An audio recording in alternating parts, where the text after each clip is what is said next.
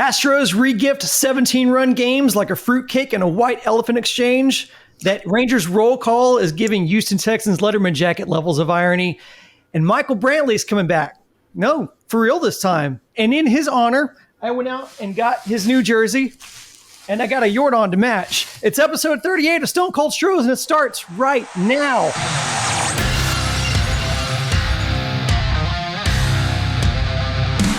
Astros, world champions!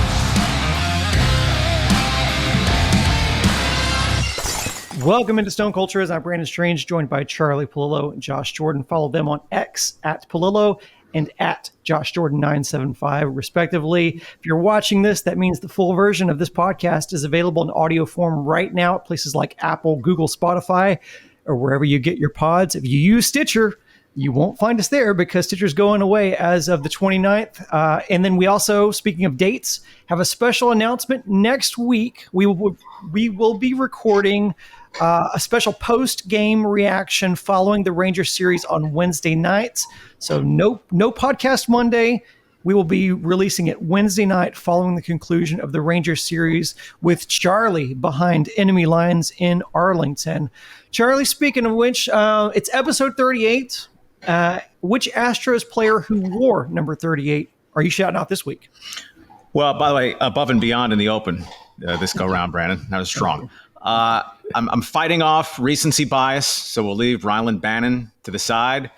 I'm going with a name rather ignominious in Astros history to Astros fans who go back far enough. Pitcher Jim Clancy. You know, it's said you don't want to be the man following the man, star player, coach. Well, the Astros had their ugly breakup with Nolan Ryan. Then owner John McMullen wanted to cut Nolan Ryan from his $1 million per year salary to $800,000. So Nolan was off to the Texas Rangers. To replace Nolan, the Astros signed Jim Clancy, who didn't even have a good year with the Toronto Blue Jays in 1988. 3 years, almost $3.5 million. It was a long time ago. That was a whopping contract. The total 3 years, almost $3.5 million. 2+ seasons later, Jim Clancy's record as a Houston Astro, 9 wins and 25 losses. Jim Clancy, at least he didn't lose 38. I guess the that opener is not going to hit as much for people just listening to it. The joke was bubble wrap. If you can't hear it on the mic, it was bubble wrap for their jerseys. And then I want to shout out, speaking of number 38, shout out to longtime prospect, one-time catcher of the future, Corey Lee, who was just traded for Kendall Graveman before the deadline. He was actually called up by Chicago last week and had a hit and a run in his debut game in a losing effort to the Oakland A's. They lost the series to the Oakland A's. And just in case anyone was interested, that was he was one hit for the entire 3 games that he played. So guys, let's get into it. As of this recording, my goodness, Seattle is red hot, winning 11 of their last 12. They've leapfrogged both the Rangers and the Astros in the standings. The Astros have lost 6 of their last 10. Rangers have lost 9 of their last 10 games to drop into a near tie with Houston. Astros are now 8th in MLB power rankings. I think we were discussing before the recording. Mariners are up to 4. Are the Mariners peaking at just the right time? Or maybe this is, if you're an Astros fan, could you convince yourself maybe they're peaking a little too early? Well, maybe? For the Mariners, they needed a peak, right? They were 10 games out barely a month ago, so they needed a surge, and they've done it. You mentioned 11 of 12 starting the week. Since the All-Star break, they're 29-12. So that's more than a quarter season's worth of awesome baseball. Right? The Astros have flattened out over the last 3 weeks, but overall, they've been good since the All-Star break. The Texas Rangers, meanwhile, hot out of the break, and now they've fallen. Will they be able to get up? And I know Astros pedigree versus Rangers pedigree. I'd hold off on the chortling, at least through the series in Arlington next week. So it's a 3 thoroughbred race. The Astros, by strength of schedule, which can be a little dicey, you know, teams whose record might not be terrible, playing the Yankees right now, for instance, they're not awful. They're bad, but they're not awful. So in strength of schedule, that doesn't help you as much as playing, say, the A's. But the Astros have the clearly easiest schedule among themselves the Rangers and the Mariners, but the head-to-head stuff is huge, right? The Astros have lost the tiebreaker already to the Mariners. They lead it, just one win next week in Arlington. They'd win that tiebreaker over the Rangers. Astros and Rangers, 3 games left. Astros and Mariners, 3 games left. Rangers and Mariners, 7 of the last 10 games of the regular season head-to-head. So we're going down to the final week, but the schedule, those 9 games the Astros have against the A's and Royals in mid-September could be a difference maker. And the Blue Jays losing 2 out of 3 at home to the Guardians. That's big, right? The 2-front race. Astros begin this week 2.5 to the good, at least for the last wild card spot. Yeah, it's going to be close. We know it's going to be a nail biter down to the end. The positive things I like about this, Astros finally crept into the top 10 of OPS. All season, the pitching's kind of been carrying them, kind of middle of the pack for most of the year.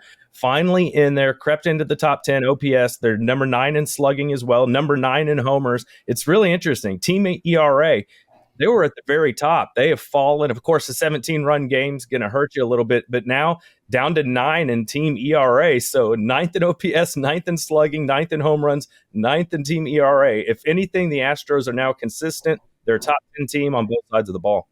The Red Sox losing 2 out of 3 at home to the Dodgers. The Red Sox overall schedule the rest of the way is just very, very difficult. I don't think they can make a run, but the Astros can put them to sleep at Fenway. Of course, they had a chance to do it at Minute Maid Park last week, winning the first 2 games, but then losing the second 2.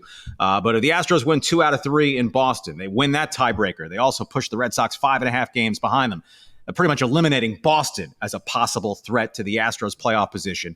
But within the division, right, Seattle has one more week of, on paper, cake. 3 at home with the A's. Then they're at the Mets for 3 this weekend before it starts to stiffen up some for Seattle. The Rangers, meanwhile, it doesn't seem like it matters who they're playing. They're just chumping up a lot of games. Their bullpen is a freaking disaster right now. But the Rangers, they just want to at least not lose any more ground before getting the Astros at Minute Maid Park starting Labor Day. You mentioned tiebreakers. If the Astros can't go grab, and they haven't been in the lead in the division all season.